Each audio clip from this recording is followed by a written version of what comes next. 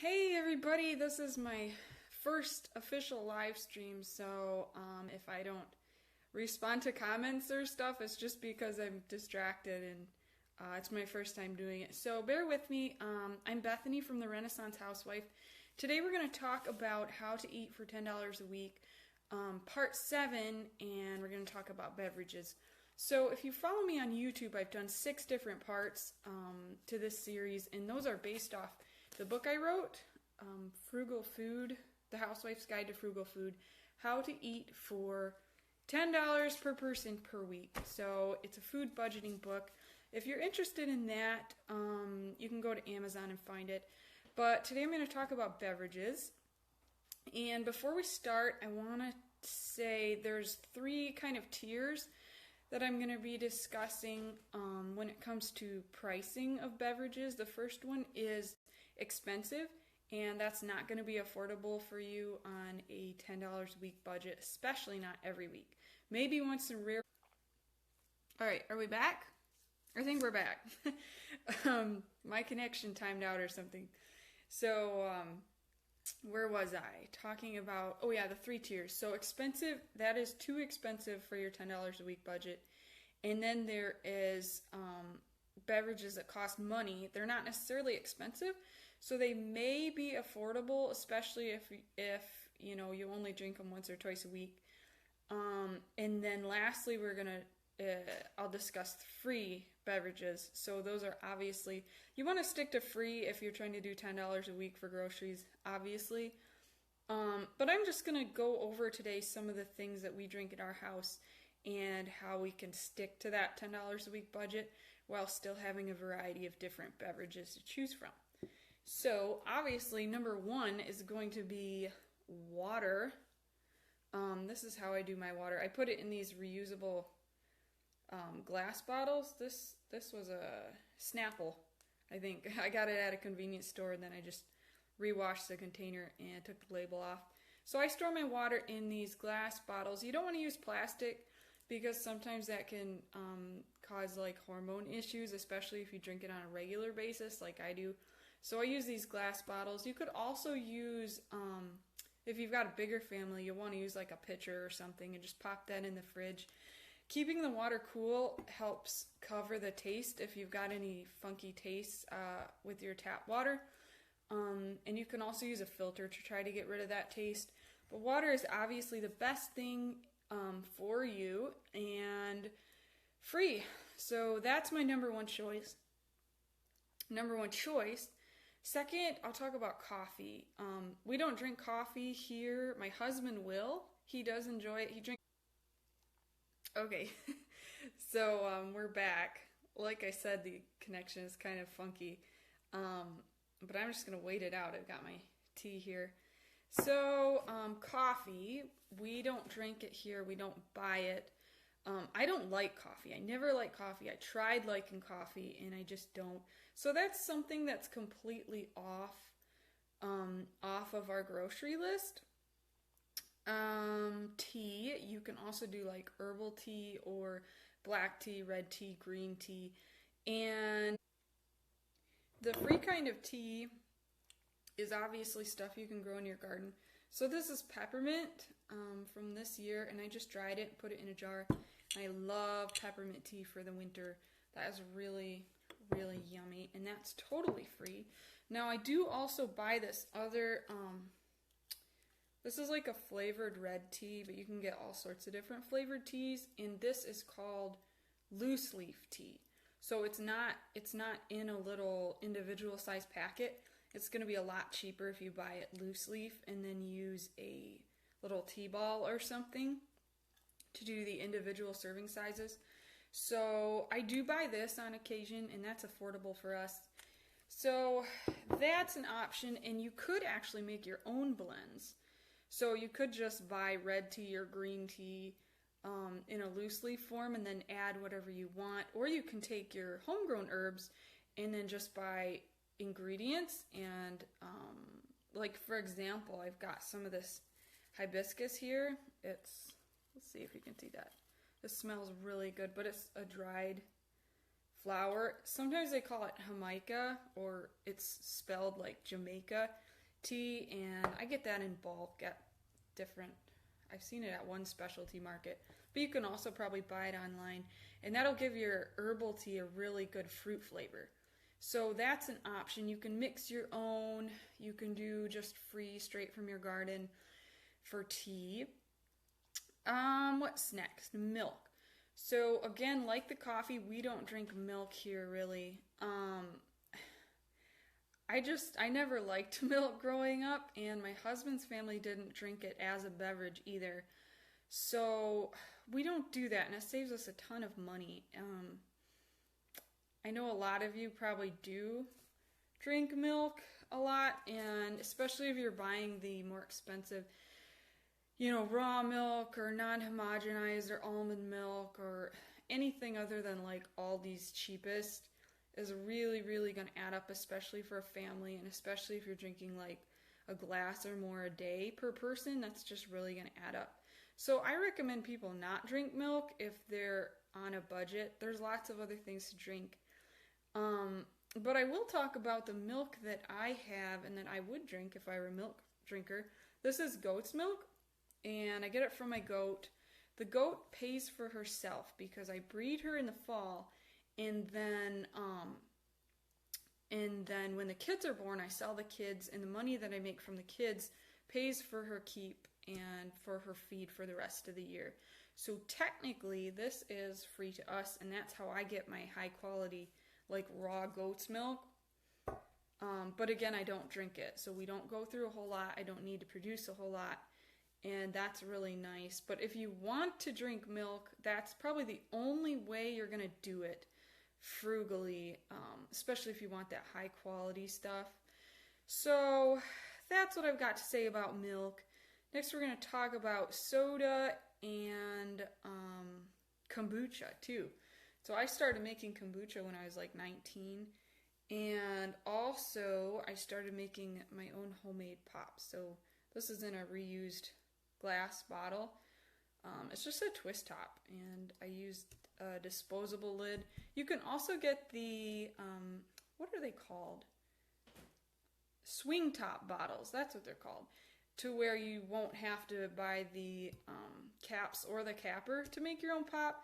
This is really easy. It's just like making a sweet tea, and then you bottle it, and then, you make the sweet tea, and you'll have to add a little bit of yeast or like a ginger bug starter, and then you bottle it and let it sit, and then you put it in the refrigerator when the carbonation builds up. So that's how you do your soda. It takes a little while to get used to, but you can make lots of really cheap sodas with just sugar and like a flavoring ingredient and water. So that's how I do my pop. We're from Michigan here, so we say pop, but I know a lot of you probably say soda. And then kombucha isn't much different. You're basically just making a sweet tea, and I use like a mix of black and green. That makes a good flavor. And then you're going to let it ferment. You're going to cool it down and then add like a what they call a SCOBY, or a big mushroom pancake looking thing, and that's your yeast.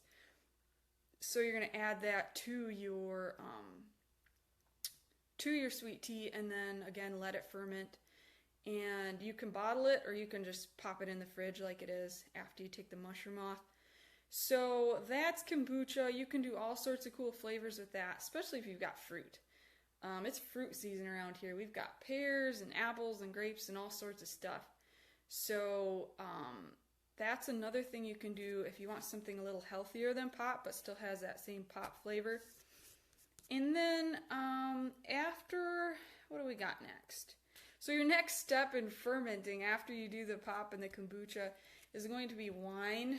And I've got some here that I made. I think this is like a mulberry and random other berries that I foraged. So basically that is just mixing your sugar and water, letting it sit, and then you want to bottle it before it turns to vinegar. So that's, for me, that's about a month. You wait about a month, and then you want to strain the fruit out, obviously. And you can use wild yeasts, so you can just set it out on the counter with like a cheesecloth over it, tight to make sure the fruit flies don't get in. And then the wild yeast will come and colonize in your wine and ferment it that way. Or you can also add a wine yeast and then use an airlock. It's a whole nother science, so I'm not going to talk about that a lot, but it is an option, especially if you've got a lot of free fruit, like I mentioned before. So you can make your own wine, and then the cool thing about that is you can also make your own wine vinegar, and that'll save you more money in a different area, obviously, of your food budget. But it's the same principle and the same skill, and you can save money that way. And along the same lines, you could do fruit juice yourself. So, like, we had a neighbor drop off a ton of grapes today. And last year I did grape jelly, but I think this year I might do some grape juice. Just for drinking or for making gelatin or jello with later in the winter. So you can do your own fruit juice, and those are all things that you can do for free. I wouldn't recommend buying fruit to make any of this stuff with if you're on a tight budget. But if you can find some free fruit, and especially if it's something that you don't really want to eat plain as is, or if you've just got so much you don't know what to do with, you can always make the wine or fruit juice or soda pop. So let's see, that's all I've got to say, I think, about the individual beverages. And before I end, I want to talk about 3 budget busters that you really, if you're on a budget, you just really don't want these in your pantry or your fridge. And the first one is alcohol. You don't want to buy alcohol.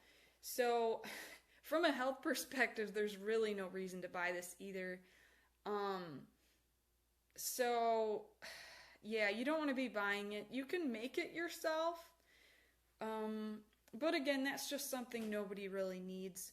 So that's something that you don't have to buy. And then we talked about milk before. Milk is something you don't have to buy. And lastly, you don't want to be buying soda pop. It's just a waste of money. You don't need it. It's bad for your teeth. And then to be paying money to rot your teeth out, that just seems really silly to me. So I do make some occasionally, but it's definitely not a weekly thing, and I would highly discourage anyone from buying either alcohol or soda pop on a regular basis, especially if it's like store-bought, full price, that kind of thing. So those are 2 things nobody needs. We talked about the milk, and then one more thing I wanted to bring up was like the coffee trend that people are just so crazy about. I don't get it because I'm not a coffee drinker, but people spend a lot of money on coffee, and it's not just Starbucks or like coffee shop coffee, but those Keurig pod things, and those can really, really add up. And they're also it also produces a lot of waste, a lot of plastic. So that's something that you just don't need to be buying. Like Folgers, that's going to be probably affordable for you on a small budget. Or even coffee that you grind yourself or something. But the K-Cups just aren't going to be affordable. So if you want to stick to your $10 a week budget, in short, you're going to want to eliminate those expensive things, the alcohol, the milk, the pop, and the fancy coffee. And you'll want to maximize your free stuff, your herbal teas, your water, your fruit-based drinks that don't cost a lot to make. And then you just want to limit those beverages that do cost money. Things like the pre-mixed herbal tea or the coffee beans, that kind of thing. So you want to keep those to a minimum. You can still afford them, because we definitely do, but just try to balance that out with your free stuff. And the reason that I like doing free stuff especially is because beverages don't really provide any nutrition.